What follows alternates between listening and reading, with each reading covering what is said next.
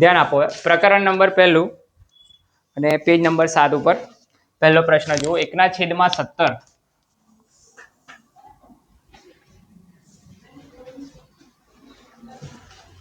1/17 ની દશાંશ અભિવ્યક્તિમાં પુનરાવર્તિત અંકોની સંખ્યા વધુમાં વધુ ખાલી જગ્યા હોય. આમાં જો શોર્ટકટ તમારે યાદ રાખવી હોય તો હંમેશા એવું જોવાનું કે 17 છે ને, તો 17 માંથી 1 બાદ કરવાનો. છેદની સંખ્યા જુઓ 17, 17 માંથી 1 બાદ કરો તો કેટલો જવાબ આવે? 16. તો સીધો એનો જવાબ 16 આવે. પણ આપણે કોન્સેપ્ટ જોઈ લઈએ, બરાબર? કેવું આવ્યું, કેવી રીતે દશાંશ અભિવ્યક્તિ, એટલે કે તમારે સૌથી પહેલાનો ભાગાકાર કરવાનો.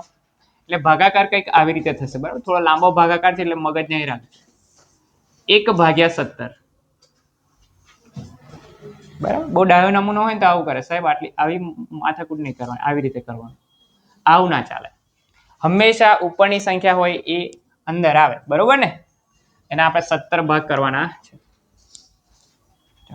કરીએ ભાગાકાર. 17 કરતા 1 કેવી સંખ્યા છે? નાની સંખ્યા. એટલે આપણે શૂન્ય મૂકવો પડે, બરાબર? મફત તો આવતું નહીં એટલે અહીં આપણે શું મૂકવું પડે? ઉપર પોઈન્ટ મૂકવું પડે. પણ હજી 17 કરતા 10 કેવી છે? નાની સંખ્યા છે. તો વધારાનો આપણે બીજો એક શૂન્ય મૂકવો પડે, બરાબર? તો વધારાનો એક બીજો શૂન્ય મૂક્યો એટલે આપણે કેટલા ઉપર શું મૂકવું પડે? શૂન્ય મૂકવા પડે. ડન છે આટલું? ચાલો. હવે 17 નો ઘડિયો 100 થી વધી ના જાય ત્યાં સુધી. હા, 17 × 5 = 85, 17 × 6 = 102 જે વધી ગયા, બરાબર? તો અહીં શું લખીશું આપણે? 17 × 100 માંથી 85 જાય તો કેટલા વધે? 15. 17 કરતા 15 નાના છે, બરાબર? એટલે અહીં શૂન્ય મૂકવાનું. હવે પાછા ઉપર ડાયા બનીને નહીં મૂકી દેવાનો, બરાબર? ભાગાકાર આવડે છે ને? એક જ વખત પોઈન્ટ મૂક્યા પછી એક શૂન્ય મૂકે તો પછી અહીં શૂન્ય મૂકવાની જરૂર રહેતી નથી. 17 નો ઘડિયો 150 થી વધી ના જાય ત્યાં સુધી.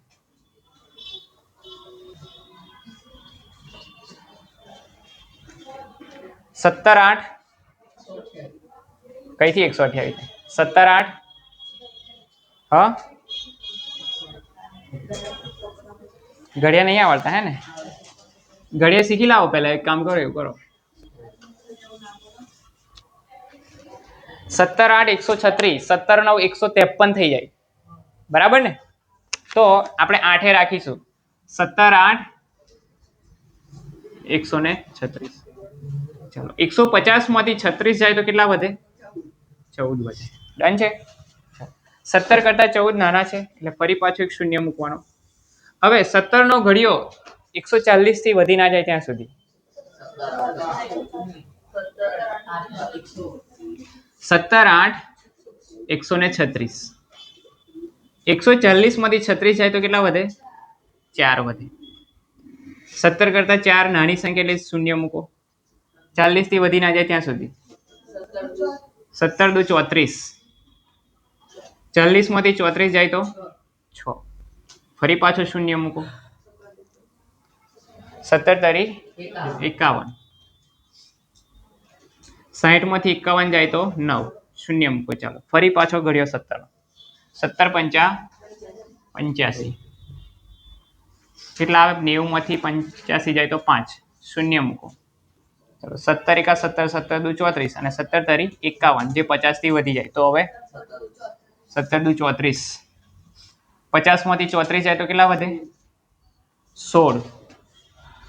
17 કરતા નાના એટલે અહીં પાછો શૂન્ય મૂકો. ચાલો, હવે શું કરશો? 17 9 153. કેટલો જવાબ આવે? 7. શૂન્ય મૂકો. ચાલો, 17 નો ઘડિયો ફરી 17 × 4 = 68. ચાલો, 70 માંથી 68 જાય તો કેટલા આવે? 2. પાછો શૂન્ય મૂકો. 17 × 17. 20 માંથી 17 જાય તો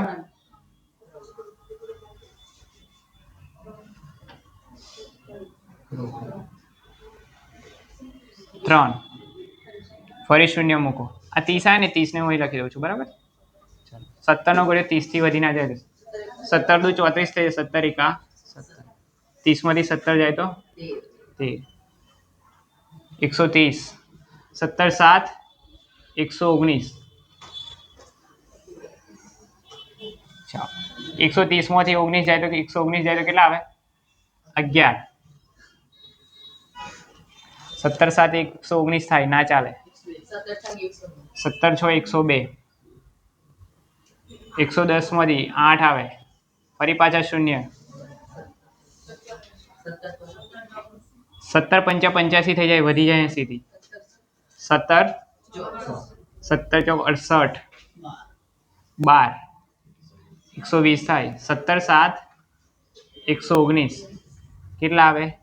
1 થયું. 0 મૂકવો પડે, 5 તો હોય નાની એટલે ફરી બીજો 0 મૂકો. 2 0 એક અંકન મૂકેલા તમારે શું મૂકવો પડે? 0 મૂકવો પડે. ચાલો 17 5 85 કેટલા વધ્યા? 15. 150 થાય. હવે કેટલા આવે? 17 8 100 થાય ને. પણ જુઓ તમે 058 અને અહીંથી પાછી 058 ની શરૂઆત થઈ ગયેલી ને, એટલે પછી પાછી આ બધી પ્રોસેસ આના જેવી જ થશે. 058 8 પછી કઈ સંખ્યા આવશે? સિમ્પલ થી 8 જ આવવાની. ફરી કઈ આવશે? 2 જ આવશે. પછી કઈ આવશે? 3 આવશે. એટલે આટલી સંખ્યાઓ રિપીટ થઈ. અહીં સુધી સંખ્યાઓ રિપીટ થઈ. કેટલી થઈ ગણી લઈએ? 1 2 3 4 5 6 7 8 9 10 11 12 13 14 15 ને 16 થઈ રિપીટ. આની અંદર કીધું શું? પાછા તમે તો સાહેબ આને ગણી લઈએ, આને શું ખોટું કર્યું છે? કીધું શું છે? દશાંશ પછી, બરાબર ને? અહીં કીધું છે સિમ્પલમાં કે દશાંશ અભિવ્યક્તિમાં દશાંશ ચિહ્ન છે એના પછી કેટલી સંખ્યાઓ પુનરાવર્તિત થાય છે? તો આની અંદર કેટલી સંખ્યા થાય? 16 સંખ્યા પુનરાવર્તિત થાય છે. કોઈ તકલીફ છે? અને શોર્ટકટ યાદ રાખ્યો હોય તો સિમ્પલ જ છે, બરાબર ને? 17 માંથી 1 બાદ કરો 16 જવાબ લખી દો. ડન છે? ઓકે.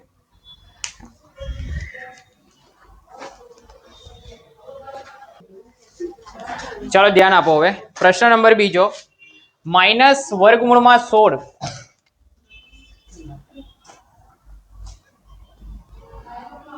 માઇનસ વર્ગમૂળમાં 16 એ ખાલી જગ્યા સંખ્યા છે. ઓપ્શન આપ્યા છે પ્રાકૃતિક, પૂર્ણ કે પૂર્ણાંક. પ્રાકૃતિક, પૂર્ણ કે પૂર્ણાંક?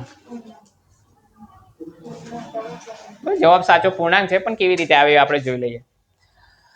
તો આને લખવું હોય તો આપણે લખી શકીએ માઇનસ 16 નું વર્ગમૂળ કેટલું થાય? 4. બસ આ જ સંખ્યાને આપણે જોવાની છે. આ સંખ્યા કેવી દેખાય છે? સાહેબ સારી સંખ્યા દેખાય. સારી એવું નહીં ભાઈ. પ્રાકૃતિક સંખ્યાઓની શરૂઆત 1 થી થાય, 1 2 3 એવી રીતે. પૂર્ણ સંખ્યાઓની શરૂઆત 0 થી થાય, 0 1 2 એવી રીતે, બરાબર? એટલે સીધી વાત છે, આ બંનેમાં તો -4 આવતા છે. તો પૂર્ણાંકની અંદર બધી સંખ્યા આવે. પૂર્ણાંકની અંદર કેવી સંખ્યાઓ આવે? 0 પણ આવે, -1 -2 પણ આવે, 1 2 આવી પણ આવે, ઋણ અને ધન બંને પણ. તો આપણો જવાબ -4 એ કેવી સંખ્યા છે? પૂર્ણાંક સંખ્યા છે.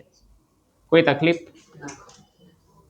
ચાલો ધ્યાન આપો. હવે ત્રીજો પ્રશ્ન, a બરાબર 2 અને b બરાબર 3 હોય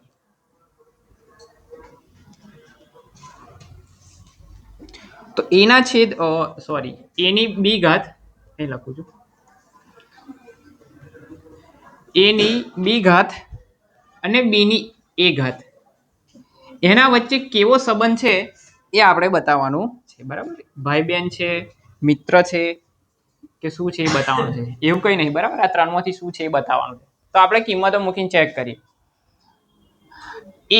a ની જગ્યાએ મૂકો 2, ઘાત કેટલી છે? b ઘાત. b ઘાત એટલે કેટલા લખવાના ઉપર? 3. એ જ રીતે સામે b એટલે 3 અને એની a ઘાત એટલે કેટલી? 2 નો ઘન કેટલો થાય? 2 દુ 4, 4 દુ 8. 3 ની 2 ઘાત, 3 તરી 9. તો સીધી વાત છે, 8 એ 9 કરતા કેવી સંખ્યા કહેવાય? નાની કહેવાય. આ રીતે આવે, બરાબર? લેસ ધેન કહેવાય આને. બસ ચકલીનું મોઢું જે બાજુ ફાટેલું હોય એ સંખ્યા મોટી કહેવાય. 9 મોટી છે અને 8 કેવી છે? નાની. તો આ જવાબ તમારો થાય, લેસ ધેન. કોઈ તકલીફ? આગળ જુઓ. ચોથો પ્રશ્ન જુઓ, 47/50 નું દશાંશ સ્વરૂપ દશાંશ સ્વરૂપ ખાલી જગ્યા છે. ઓપ્શન લખું છું. શાંત, અનંત આવૃત,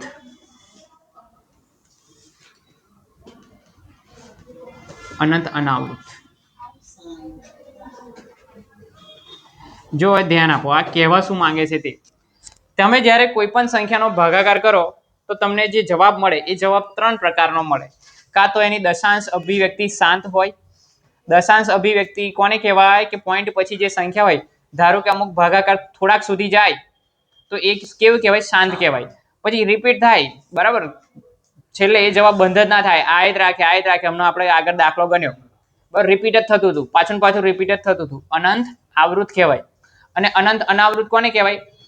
અનંત સુધી જાય પણ રિપીટ ના થાય. આ કેવું છે આપણે ચેક કરવું છે. આમાં ભાગાકાર કરવાની બહુ જરૂર નહીં. જો હું તમને શોર્ટકટ બતાવું. 47/50.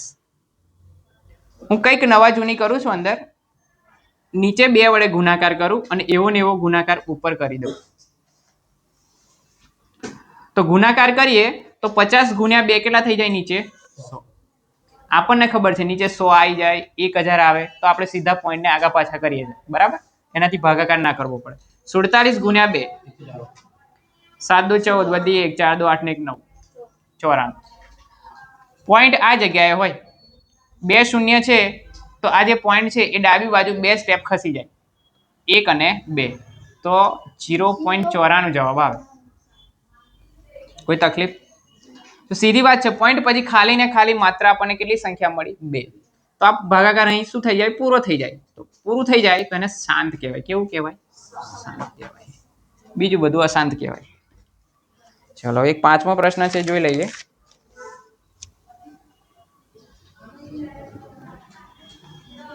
આટલામાં કોઈ તકલીફ નહીં ને? 5મો પ્રશ્ન. જો મિશ્ર સ્વરૂપમાં લખ્યું છે 1 25/144. આ મિશ્ર અપૂર્ણાંક કહેવાય. કેવો અપૂર્ણાંક કહેવાય? મિશ્ર અપૂર્ણાંક. મિશ્ર અપૂર્ણાંકમાંથી આને આપણે શુદ્ધ અપૂર્ણાંકમાં ફેરવીએ. હવે આની અંદર સિમ્પલ વાત છે, તમારે આ બે વચ્ચે ગુણાકાર થાય અને જે જવાબ આવે એનો અહીં શું થાય? સરવાળો થાય. વર્ગમૂળમાં 144 નો 1 સાથે ગુણાકાર 144 જ થાય અને એ જે 144 મળે એનો 25 સાથે સરવાળો કરવાનો. 144 નો 25 સાથે સરવાળો કરો તો તમને જવાબ મળશે 169. અને છેદમાં શું લખાય? છેદમાં તો જે હોય એની જ સંખ્યા લખાય, 144 જ લખાય. હો, યાદ રાખજો. સમજાવું શું કહેવા માંગુ છું? ઓકે. તમને ખબર હોય તો 169 નું વર્ગમૂળ 13 થાય અને 144 નું વર્ગમૂળ 12 થાય.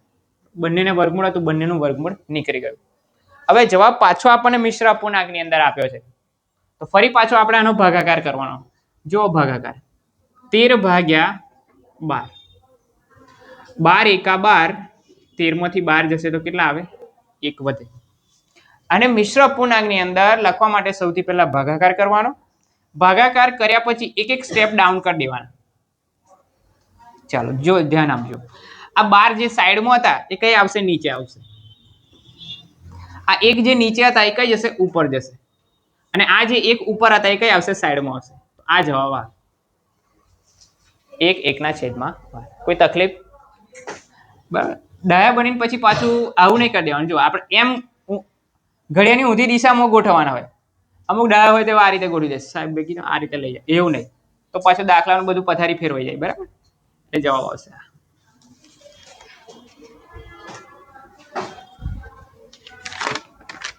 ઓકે.